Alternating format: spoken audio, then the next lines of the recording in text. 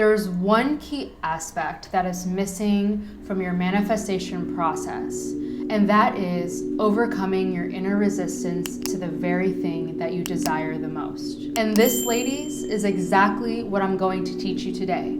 So grab a pen, grab a journal, grab your favorite drink, and let's dive into this coaching session together.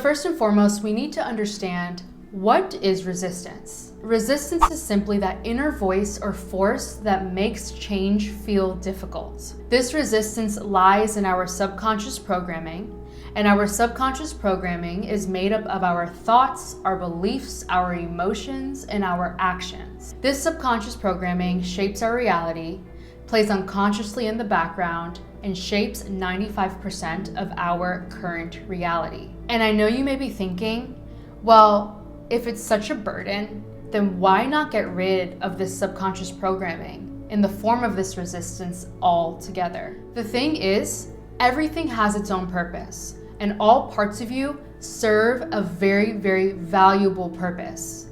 The purpose of resistance is mainly to keep us safe and out of harm's way. It wants us to be safe. It wants us to be secure. It doesn't want us to be hurt. And so it shows up in times where we are inching closer out of our comfort zone, and it almost brings us back in because it remembers at some point in time when you got so close to leaving your comfort zone, maybe you got hurt. And therefore, there is no part of you that you must overcome. You just have to understand and learn that resistance is just trying to keep you safe because it has its own set of values. And these values were created when that resistance was created. And that resistance was created most likely in childhood or when you went through an event that really shaped a part of your identity. A value in itself is a generalization of an experience in which we live by. So things like happiness and freedom and peace of mind are all values. The key here is to actually extract that value system of your inner resistance. This is the number one way to integrate this part of you into the whole beautiful human being that you are. And this is also the number one thing that often gets overlooked when we try to go after our dreams and step into our heart's desire. So how are we actually going to reprogram this resistance? First and foremost, we're going to reframe what this resistance actually means. I want you to remember this. When you try to defeat resistance, or you try to defeat an aspect of yourself that serves its own purpose, ultimately, you are going to defeat yourself. So let's do the opposite. We're actually going to invite her in. We're going to act as if this resistance is a long lost friend that kind of got lost for a moment. Maybe she went on a road trip and she's back. But this time she's back with answers, and she's back with wisdom and lessons, and she's back for expansion. Secondly, we're going to work through an exercise right now that I love to call the conscious integration method. The conscious integration method is an exercise that is going to help you align your core values of your highest self, your heart's deepest desires, with the core values of that actual resistance. So here we're really merging all aspects of us. No one and nothing gets left behind. What I mean by this is we're merging the values of our higher self with the values of that resistance. We're merging the values of the higher self and the woman who knows that she can become the richest and wealthiest and happiest version of herself with the values of your resistance that just wants to keep you safe. So first and foremost, I want you to identify a desire that is so near and dear to your heart and write it down at the top. I desire blank. The next thing you're going to do is either in your left hand or right hand, or you can write on your piece of paper, part A and part B. I want you to separate both parts of you. So in your left hand, you're going to have the aspect of you that is non-resistant to this desire. And in your right hand, you're going to have this aspect of you that is completely resistant to this desire. All I want you to do in this space is to visualize both aspects of you.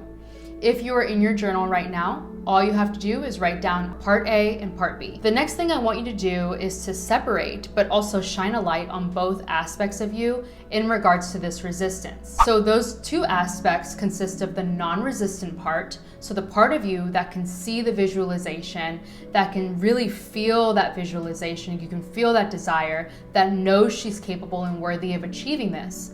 And then the other aspect of you is the part that is resisting the change. Each part has its own positive intention, and that positive intention has a grounded value system. Remember, a value system is a generalization of an experience in which we craft and then we live by. So our value systems are really deeply embedded in our subconscious mind. So when we can extract the value out of these resistors, that's when we are doing the internal work. That's when we're going to begin to see magic unfold. So let's say you have a deep burning desire to start your own business and quit your 9-to-5 job. The values that you may be grounded in, for example, that are correlated with starting that business and quitting your 9-to-5 job may be freedom and happiness and joy and wealth and success and peace of mind. So I want you to ask yourself questions like this. What do I value? And we can use our example. What do I value in starting my own business and working a 9-to-5 job? So let's say the values that you get from this are freedom and visibility and impact and traveling and culture and financial freedom, peace and joy, etc. So I want you to first extract the values that exist in the non-resistant part of you in regards to your desire. The second thing you're going to do is you're going to extract the values that lie within your resistance. The way you extract the values that lie within your resistance is by literally asking that resistance, why is she resisting this desire? If I know that this desire is going to bring me more freedom and financial freedom and wealth and impact, why am I actually resisting stepping into this version of me? As a women's freedom and purpose coach, it is my mission to help you to tap deeper into your awareness and your intuition and trust the things that come up in your body. So in this case, whatever comes up, I want you to trust it. So let's say you're listening to this resistance speak and she says, I'm afraid to fail. The next thing that you do is you ask deeper questions. So you say, okay, if I am afraid to fail at starting my business and quitting my 9-to-5 job, what value actually exists in the fear of failure? After asking this question, let's say your resistance says something like, well, I'm afraid of starting this business. I'm afraid of failure and I'm afraid of quitting my 9-to-5 job because I really value peace and I value solitude and I value being alone and I value being in a safe, sacred sanctuary away from the world. Can you now see how both parts of the whole are in complete conflict with one another? So in this example, the non-resistant part of you who wants to grow this business and quit her 9-to-5 is like, yes, I'm ready. I'm ready to be visible. I'm ready to create an impact on social media. I'm ready to step into my integrity and my soul purpose. I'm ready to do God's work on this earth that He has placed in my heart, right? But then you have this resisting part of you that's like, but wait, no, I really love my peace. I really love my solitude. And if we step into this and we step out of our comfort zone, I'm going to lose that. I'm going to lose my solitude. I'm going to lose my peace because I'm now going to be on display for the world to see. Think of your non-resisting part as your conscious mind and your resisting part as your unconscious mind. There is a conflict here happening in this relationship. There is a conflict happening between both parts of you.